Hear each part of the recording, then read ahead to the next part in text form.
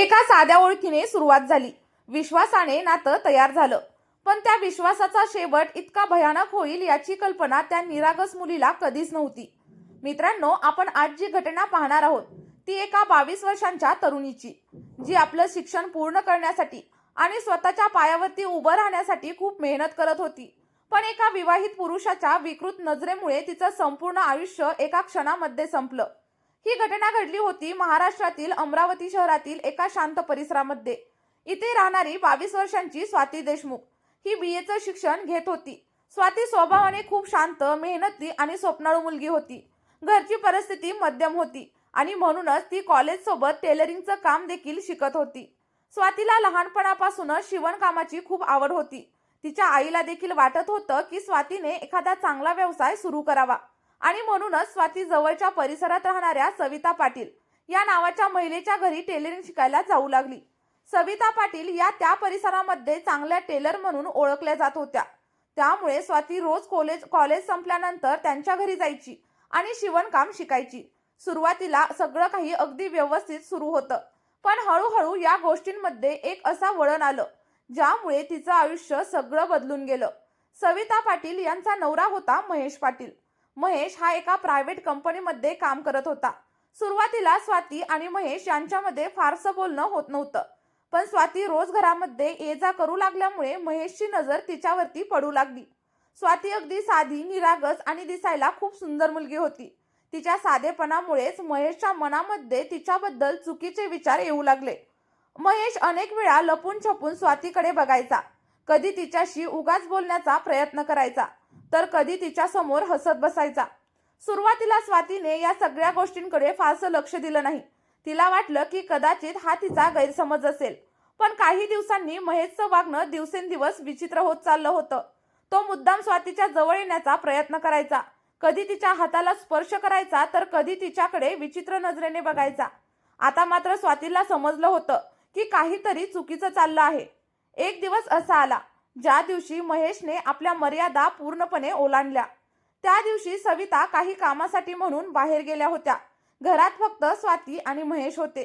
स्वाती शिवणकाम करत बसलेली होती आणि तेवढ्यातच महेश तिच्या जवळ आला आणि तिला म्हणाला, स्वाती, मला तुझ्याशी थोडंसं बोलायचं आहे. स्वातीने त्याच्याकडे फारसं लक्ष दिलं नाही, पण महेश अचानकच तिच्या जवळ बसला आणि तिच्याशी चुकीच्या पद्धतीने बोलू लागला. तो स्वातीला म्हणाला, तू मला खूप आवडतेस, मला तुझ्यासोबत जवळीक हवी आहे. आणि हे सगळं ऐकता स्वातीला मात्र प्रचंड धक्का बसला. ती ताबडतोब उठली आणि तिने महेशला खडसावून म्हणाली, तुम्ही विवाहित आहात आणि मी तुम्हाला कधीही अशा नजरेने पाहिलेले नाही. कृपया तुम्ही माझ्याशी असं बोलू नका. आणि त्या दिवसानंतर स्वातीने त्या घरामध्ये जाणं देखील पूर्णपणे बंद केलं. महेशला मात्र स्वातीचा हा निर्णय अजिबातच सहन झाला नाही. त्याला वाटलं की स्वातीने त्याचा अपमान केलेला आहे आणि त्यानंतर महेशच्या मनामध्ये एक राग आणि सुडाची भावना निर्माण झाली. तो सतत स्वातीबद्दलच विचार करू लागला. त्यानंतर काही दिवसांनी त्याने ठरवलं की स्वातीशी एकदा तरी बोलायलाच हवं. तारीख होती 15 फेब्रुवारी 2026. त्या दिवशी स्वातीचे आई वडील काही कामानिमित्त म्हणून गावाबाहेर गेलेले होते. स्वाती घरामध्ये एकटीच होती. सायंकाळी अचानकच महेश तिच्या घरी जाऊन पोहोचला. स्वातीने दरवाजा उघडला आणि तेव्हा तिच्या समोर उभा होता तो म्हणजे महेश.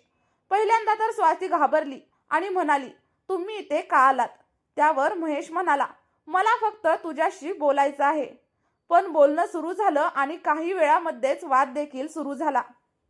स्वाती पुन्हा एकदा महेशला स्पष्टपणे सांगू लागली की तिला त्याच्याशी काहीही संबंध ठेवायचे नाहीत. महेशला हे ऐकून खूप राग आला आणि वाद एवढा वाढला की महेशने अचानकच स्वातीचा गळा पकडला. स्वाती स्वतःला सोडवण्याचा प्रयत्न करत होती, पण महेश मात्र खूप ताकदवान होता.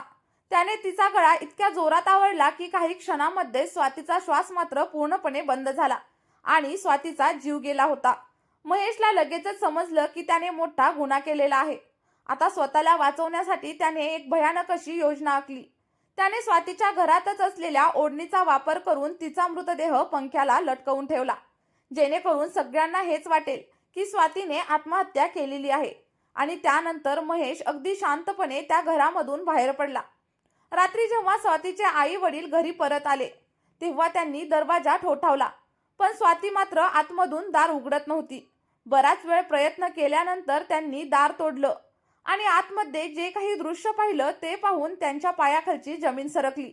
स्वाती पंख्याला लटकलेली होती. घरामध्ये एकच आरडाओरडा सुरू झाला आणि त्यानंतर शेजारी पाजारी देखील जमा झाले. स्वातीला ताबडतोब रुग्णालयामध्ये नेण्यात आलं, पण डॉक्टरांनी तिला मृत घोषित केलं. सुरुवातीला सगळ्यांना वाटलं होतं की ही एक आत्महत्या आहे, पण पोस्टमॉर्टमच्या रिपोर्टमध्ये एक मोठा असा खुलासा झाला.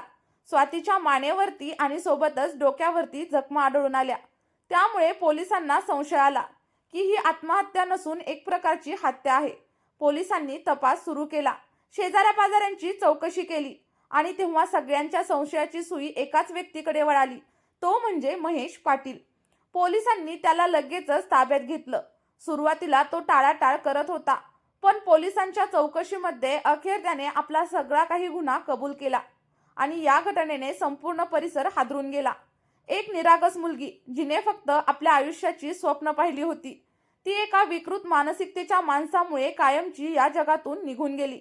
मित्रांनो, अशा घटना आपल्याला एकच शिकवण देतात, कोणावरती देखील आंधळा विश्वास ठेवू नका आणि अशा गोष्टी लगेचच आपल्या कुटुंबाला सांगणं देखील खूप महत्त्वाचं आहे. आता या संपूर्ण प्रकरणावरती तुमचं काय मत आहे हे मला कमेंटमध्ये नक्की सांगा. आणि जर का तुम्हाला अशाच खऱ्या गुन्हेगारी घटना ऐकायला आवडत असतील तर आपल्या चॅनलला लगेचच सबस्क्राईब करा आणि सोबतच बेल आयकॉन देखील नक्कीच ऑन करा. चला तर मग भेटूयात आणखी एका नवीन घटनेसोबत एका नवीन व्हिडिओमध्ये.